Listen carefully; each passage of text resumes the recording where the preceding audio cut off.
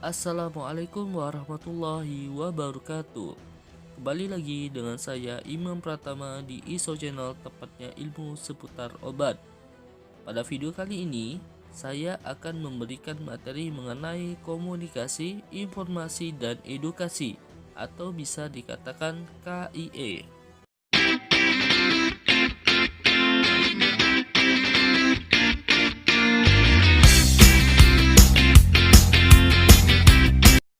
Namun sebelum membahas pengertian dari KIE itu sendiri, bagi teman-teman jangan lupa tekan tanda subscribe dan tanda loncengnya agar tidak ketinggalan informasi menarik lainnya. Nah, kita langsung saja. Pengertian KIE itu sendiri bagi seorang farmasis adalah suatu proses penyampaian informasi antara apoteker dengan pasien atau keluarga pasien yang dilakukan secara sistematis untuk memberikan kesempatan kepada pasien atau keluarga pasien dan membantu meningkatkan pengetahuan, pemahaman sehingga pasien atau keluarga pasien memperoleh keyakinan akan kemampuan dalam penggunaan obat yang benar. Tujuan dari KIE ini sendiri adalah agar farmasis dapat menjelaskan dan menguraikan atau explain and describe penggunaan obat yang benar dan baik bagi pasien sehingga tujuan terapi pengobatan dapat tercapai dan pasien merasa aman dengan obat yang dikonsumsi. Pariang 2013. Selanjutnya, kita harus mengenal pentingnya KIE. KIE kefarmasian sebagai salah satu metode edukasi pengobatan secara tatap muka atau wawancara merupakan salah satu bentuk pelayanan kefarmasian dalam usaha untuk meningkatkan pengetahuan dan pemahaman pasien dalam penggunaan obat. Tenaga kefarmasian baik di rumah sakit maupun di sarana pelayanan kesehatan lainnya berkewajiban menjamin bahwa pasien mengerti dan memahami serta patuh dalam penggunaan obat, sehingga diharapkan dapat meningkatkan penggunaan obat secara rasional. Untuk itu, tenaga kefarmasian perlu mengembangkan keterampilan dalam menyampaikan informasi dan memberikan motivasi agar pasien dapat mematuhi dan memahami penggunaan obatnya, terutama untuk pasien-pasien geriatri, pediatri, dan pasien-pasien yang baru pulang dari rumah sakit, serta pasien-pasien yang menggunakan obat dalam jangka waktu lama, terutama dalam penggunaan obat-obat tertentu seperti obat-obat kardiovaskuler, diabetes, TBC, asma, dan obat-obat untuk penyakit kronis lainnya. Seorang farmasis baik diminta ataupun tidak harus selalu aktif melaksanakan komunikasi, informasi, dan edukasi mengenai obat sehingga tujuan terapi pengobatan dapat tercapai dengan baik dan akan membuat pasien merasa aman dengan obat yang dibelinya tadi. Selanjutnya, kita harus mengenal prinsip langkah KIE. Prinsip yang harus diperhatikan dalam pelaksanaan KIE. Yang pertama, memperlakukan klien dengan sopan, baik, ramah. 2. Memahami dan menghargai. 3. Memberi penjelasan dengan bahasa yang sederhana dan mudah dipahami. 4.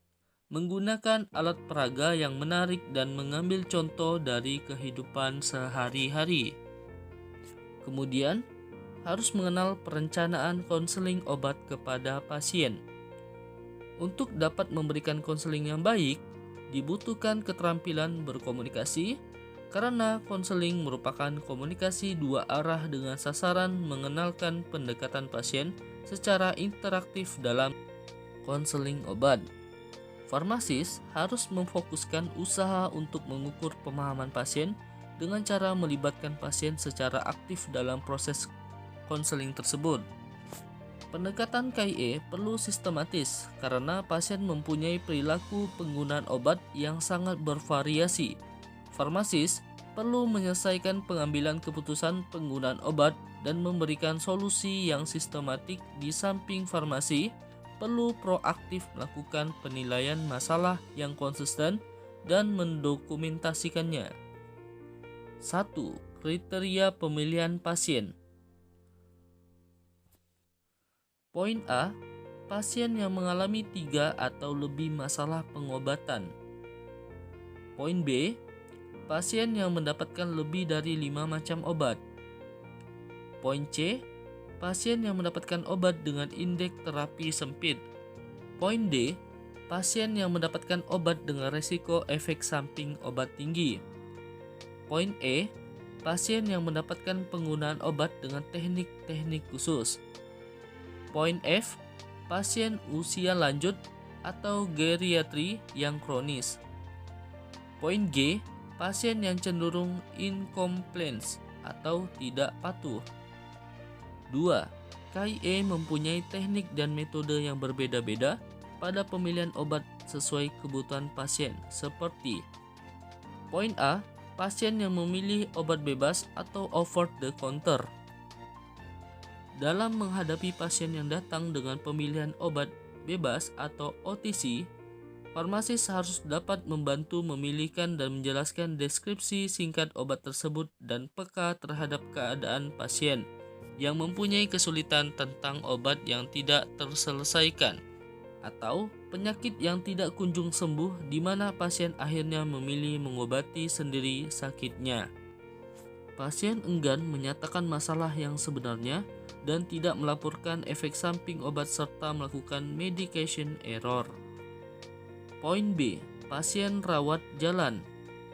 Untuk pasien yang pernah menjadi pasien ambulatori atau rawat jalan di RS atau puskesmas, kita dapat menggunakan metode prime question teknik, termasuk untuk pasien dengan kasus akut dan show and tell teknik untuk yang kronis. Kemudian kita harus tahu pelaksanaan konseling pada pasien.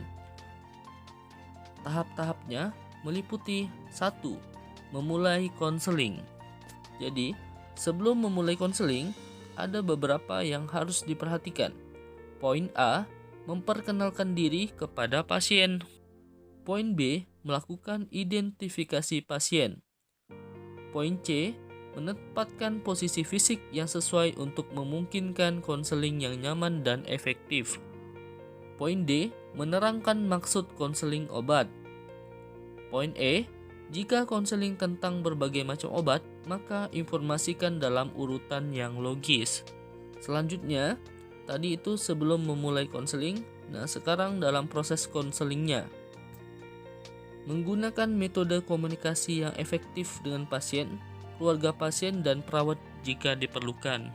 Yang harus diperhatikan mengenai informasi yang perlu disampaikan terkait obat meliputi poin A, nama obat atau nama generik obat.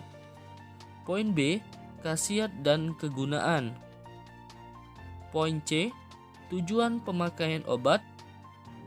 Poin D, dosis atau takaran. Poin E, cara pemakaian atau rute pemberian. Poin F, aturan pakai. Poin G, hal yang harus dilakukan kalau lupa minum obat. Poin H, resiko bila aturan pakai tidak dipatuhi. Poin I, efek samping obat atau ESO yang umum terjadi dan apa yang harus dilakukan. Poin J, obat bebas yang harus dihindari. Poin K, makanan dan minuman yang harus dihindari. Poin L, aktivitas yang harus dibatasi atau dihindari. Poin M, cara penyimpanan obat yang benar. Poin N, cara pembuangan sisa obat. Dan poin O, mengurangi stok pemakaian obat bila disebabkan lupa atau bosan, sehat, tidak ada efeknya, mengalami ESO atau efek samping obat, dan hal-hal lain yang ingin diketahui tentang obatnya. Kemudian, tahapan mengakhiri konseling. Poin A, meringkas informasi yang signifikan untuk pasien. Poin B, mengkonfirmasi kepada pasien apakah masih ada pertanyaan berkenaan dengan obat mereka? Poin C, mengkaji pengertian pasien. Poin D, mendorong pasien agar bertanya kepada dokter atau apoteker untuk informasi lebih lanjut atau melaporkan setiap masalah yang berkaitan dengan obat. Poin E, memberikan nama dan nomor telepon yang dapat dihubungi jika diperlukan. Baik, itulah materi mengenai komunikasi, informasi, dan edukasi terhadap pasien. Dan untuk video berikutnya itulah materi mengenai komunikasi, informasi, dan edukasi. Jadi dapat disimpulkan bahwa dalam memberikan informasi obat kepada pasien harus secara detail agar tidak ada kesalahan dalam pemberian obat. Baik, terima kasih banyak kepada teman-teman. Wassalamualaikum warahmatullahi wabarakatuh.